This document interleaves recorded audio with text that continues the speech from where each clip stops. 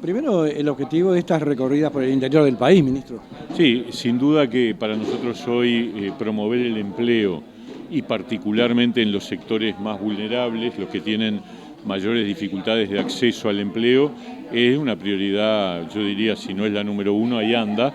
Y como nosotros el año pasado presentamos una ley de promoción del empleo para sectores vulnerables, nos parecía que era muy importante difundirlo, porque no alcanza con que la ley esté si no se conoce, si la gente no tiene la información de que está disponible.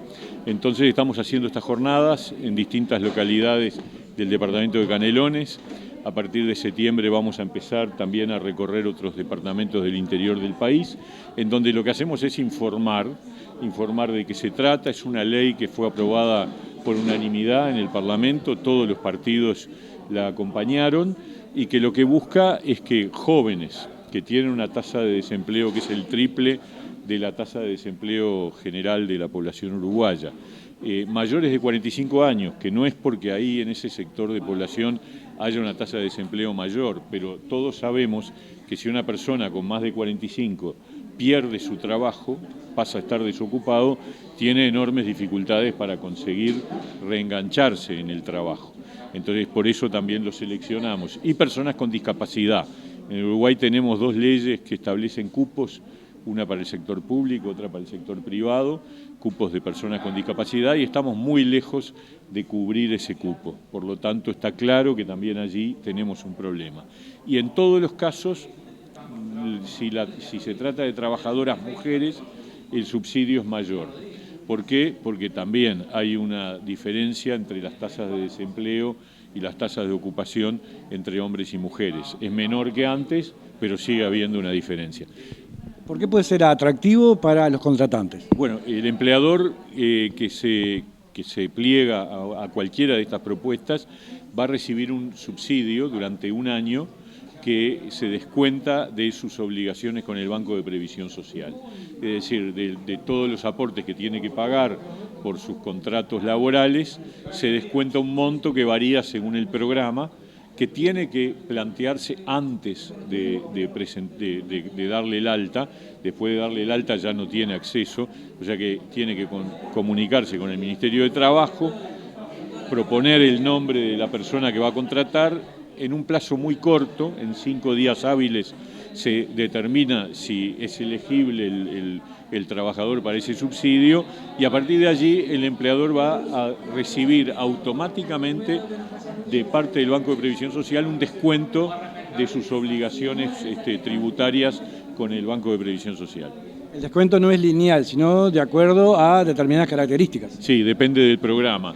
Por ejemplo, para trabajo protegido los niveles de subsidio pueden llegar a ser muy altos, pueden llegar a ser el 80% de 2 salarios mínimos nacionales, que es una cifra cercana a los 28.000 pesos. Por supuesto que depende del monto que se pague como salario, pero llegar al 80% del salario subsidiado durante un año es un incentivo importante.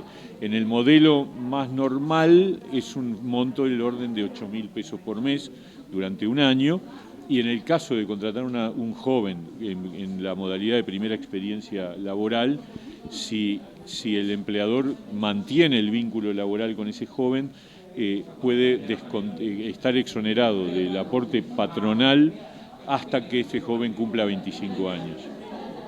Bien. Y en relación a también si es hombre o mujer, hay diferencia. Sí. Bueno, ¿en qué se basan? La diferencia es justamente que el monto es un poquito mayor cuando se trata de una trabajadora que de un trabajador en todos los programas. En todos los programas hay un monto que es para el trabajador varón y un monto un poco mayor para la trabajadora mujer. ¿Por qué? Porque tenemos una tasa de empleo que es más baja entre las mujeres que los hombres y una tasa de desempleo más alta entre las mujeres que los hombres. ¿Los porcentajes a contratar en relación a la plantilla que tiene la empresa? Bueno, es un 20% en cada categoría. Como decía el director de empleo en la presentación que hizo, tú podés tener un 20% de tu plantilla laboral por joven, otro 20% por personas de discapacidad y otro 20% por personas mayores de 45 años. Eso depende del tamaño de la plantilla, pero, por ejemplo, para las empresas más pequeñas se hace un cálculo más favorable, es decir, si una persona tiene más de un empleado pero menos de 5, puede contratar uno más, aunque no sea estrictamente el 20%. Exactamente. Y así, esa era la duda, ¿no? Y así sucesivamente, en el caso de menos de 10 trabajadores, en fin. El objetivo es promover la contratación, porque todos tenemos claro que ha habido una recuperación del empleo a nivel nacional. Hoy tenemos indicadores, por suerte, mejores que los que teníamos antes de la pandemia, pero no es todo equitativo. Hay personas, colectivos, que tienen más dificultades para acceder al trabajo, y por eso esta ley lo que busca es dar un impulso mayor a la contratación de esos trabajadores. ¿Qué pasa con la empresa, por ejemplo, que contrata a un joven, o los jóvenes que pueda contratar de acuerdo a su plantilla, el rateo correspondiente, culmina su etapa laboral de 12 meses, después tiene hasta los 25 años, digamos, un beneficio especial? Pero ¿la empresa puede volver a contratar? Sí, la empresa puede simultáneamente tener contratados, cuando termina ese año, ese trabajador que tiene exoneración de aportes patronales hasta que cumpla 25 años, ya no cuenta en el cupo del 20%. O sea que se libera ese cupo y puede contratar a otro y hacer nuevamente el subsidio desde el principio. La ley que tiende a continuar no es un caso, por ejemplo, como en el de jornales solidarios a término. ¿Cómo es la propuesta? Esto es permanente, es una ley, no tiene plazo de vigencia. Nosotros lo que queremos sí es evaluarla dentro de un tiempo, cuando ya tengamos un tiempo de establecida, para ver de qué manera puede funcionar más fuertemente. Porque en Uruguay ha habido un par de leyes de empleo juvenil. Sí. Hubo una en la década de los 90, otra a comienzos de este siglo, y las dos funcionaron, pero no tuvieron mucha respuesta. Entonces lo que no queremos es que otra vez tengamos una ley que se aplica poco, y por eso estamos empeñados en promoverla, en hacerla conocer, y que el empleador se dé cuenta de que ahí tiene una oportunidad interesante, y que cuando va a contratar, o que justamente su decisión de contratar pasa porque es más fácil, porque baja los costos laborales, ¿no? Bien. Acá es una zona rural, o sea, mitad urbana y mitad rural. Hubieron algunas consultas por parte de algunos concurrentes en relación a jóvenes, por ejemplo, que están en tareas rurales que se les complica.